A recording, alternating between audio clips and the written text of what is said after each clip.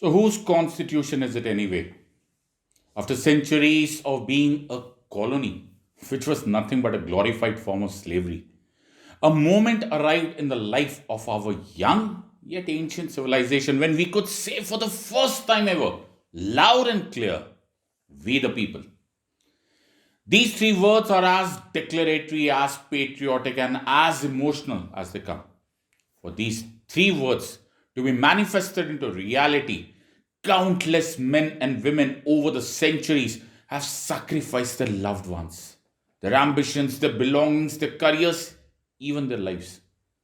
When these words are read or spoken, there is an unwritten, unsaid emotion, an emotion of the pain, of the humiliation over the years gone by, a hope for the future, a redemption of the past. It is an attempt to heal the wounds of a civilization, a proud ancient civilization, which boasted of being the land of the Vedas, a land of science and mathematics, a land famed as Sone ki Chidiya, which was impoverished so much so that it ended up being a jewel but in someone else's crown. The Constitution of India, for most of us Indians, my friends, is a thick law book with words that most of us cannot understand, cannot comprehend, sometimes cannot even pronounce. Either this book adorns the bookshelf of the intellectuals or is seen in the courtrooms or in the offices of us lawyers.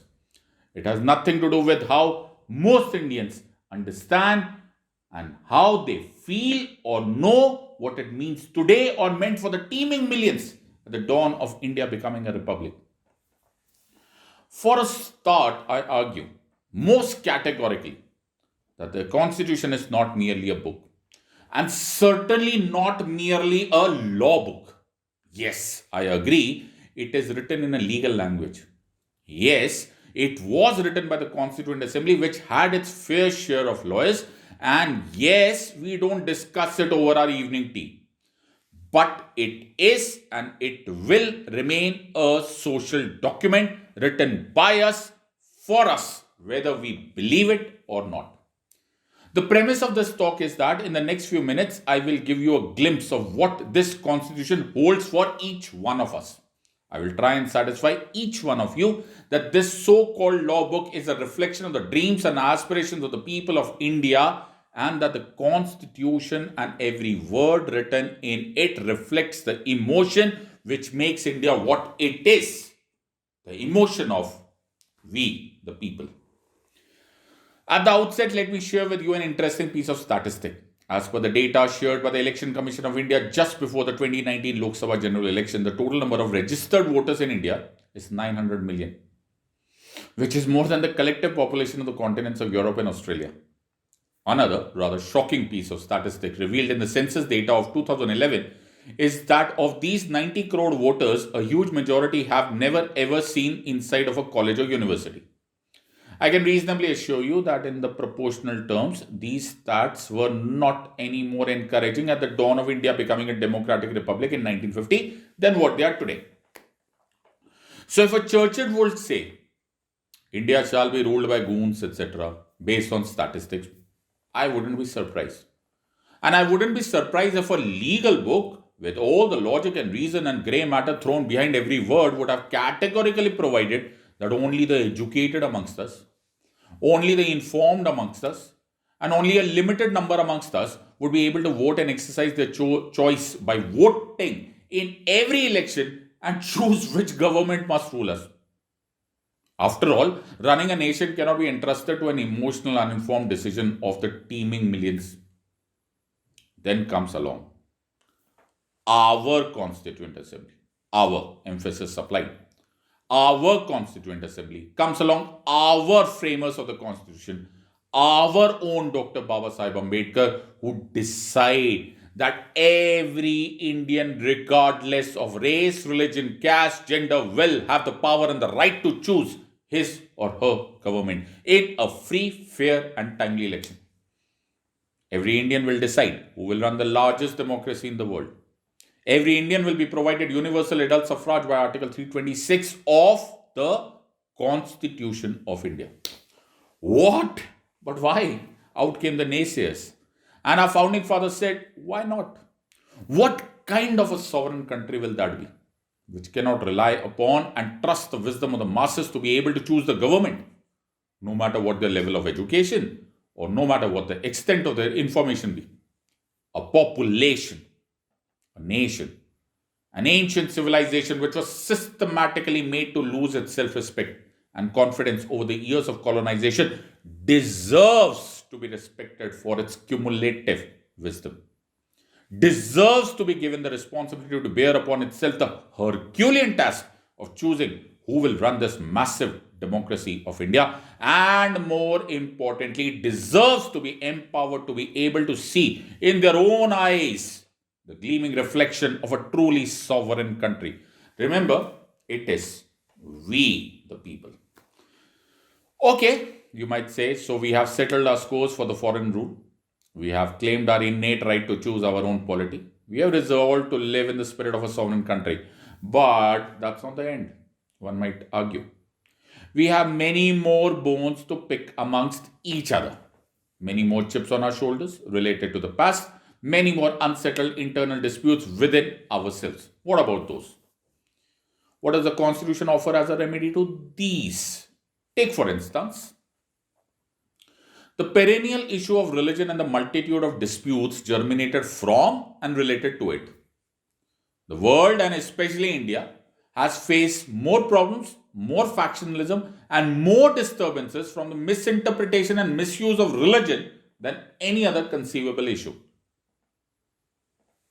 Thou shalt not worry, said the founding fathers of our Constitution. As a panacea, we offer you secularism. A palpable pause, I might say. I know you must be rolling back your eyes. Not again, you might say. Yes, I know and I agree.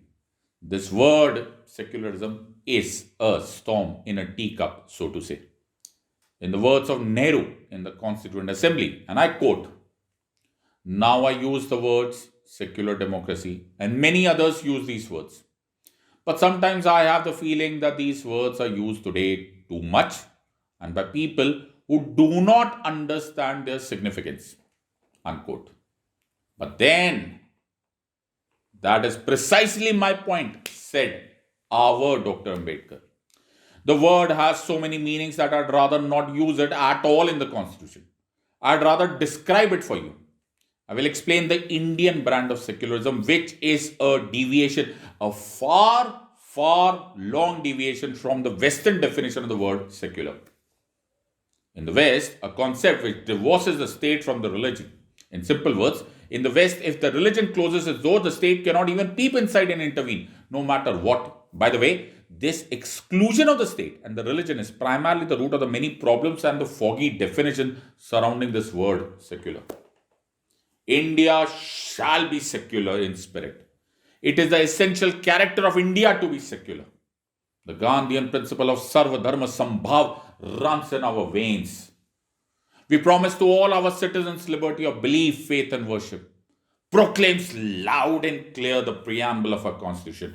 We are secular in spirit. That is our brand of secularism. Our Constitution lives and breathes secularism. You have the liberty of belief, faith, and worship. What's more, the fundamental rights of Article 25, 26, 27, and 28 ensure that these are not merely play of words but guaranteed legally enforceable rights, which cannot be violated, cannot be abridged, and cannot be contravened. So, this country with more religious groups and subgroups than the combined total of the rest of the world remains the Republic of India. Not a theocratic state, but the Republic of India, full of belief, faith, and worship.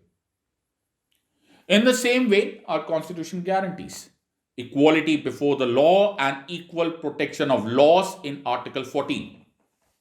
It also resolves to rid the society of the shameful practice of untouchability by not only abolishing it, but making it a punishable offense to practice it as per Article 17. Article 18 of the Constitution ensures equality by providing that you cannot be a prince, a Raja, a Nawab, a Nizam, or hold any other dynastic title, but you can only be granted a title by the state which you earned with your merit, your effort, or your gallantry. My friends, I can go on and on and on. Whether it is for the women of a nation who were marginalized over the centuries by discrimination in our society, or the millions of workers who were forced to be bonded and made to work without money for their toil and sweat, or for the children who were abused as cheap labor.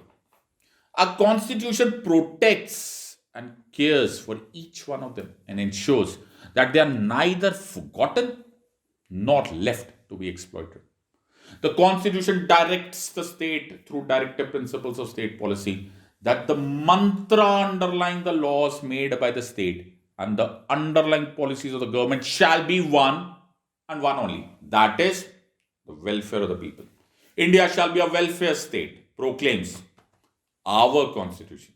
And backing these promises behind these words and the spirit is the might of a powerful and independent judiciary, which shall ensure that the constitutional principles be followed and its promises be enforced at all times, failing which the courts will interfere and declare anything against the Constitution as null and void.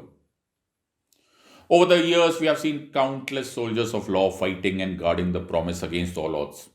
Whether it was the indomitable Nani Palkhiwala who rode in the Supreme Court defending the basic structure doctrine, or an M.C. Mehta who, through numerous public interest litigation, paved the way for environmental reforms in a way and a scale which was unprecedented. Or for that matter, a young lady, Shreya Singhal, who fought for and won the battle to ensure freedom of speech and expression against ambiguous laws. The fire, my friends, kindles. The pursuit is still on. The caravan continues. But is it all rainbow and sunshine? Certainly not. There are many miles of barren and scorching earth between us and the promised land, dreamt in the Constitution. There are shattered pieces of Constitution itself lying around us owing to the several amendments which were, so to say, not on the same page with the original vision of our founding fathers. There have been insertions and deletions in our Constitution which threaten the very subtlety and nuances of this grand creation.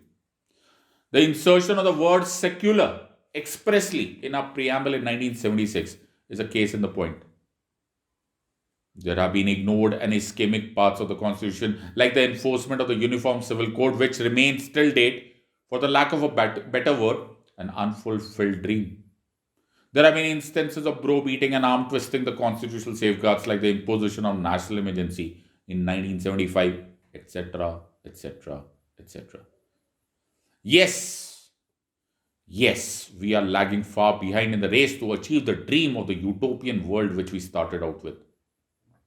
Yes, for many of us, the Constitution has become a thick law book, which is either cited in the courts or memorized for an exam, or even worse, used as a punchline in politics. Sad but true. But we won't give up. And we cannot give up. We have promises to keep. Friends, beware. The yesteryears shall question us for all the sacrifices they were witness to and hold us accountable for each one of them. I am sure that we will ensure that those dreams of India, that is Bharat, were not figments of imagination. Those sacrifices made were not made in vain, and that the faith that the founding fathers vested in us was not misplaced. This will be our small tribute to the numerous sacrifices that went into the hallowed foundations of a sovereign India. The first step in this direction is to own the responsibility, to own the Constitution, to make it my Constitution, our Constitution, and to own that promise that the founding fathers made when they said loud and clear, we the people. Thank you.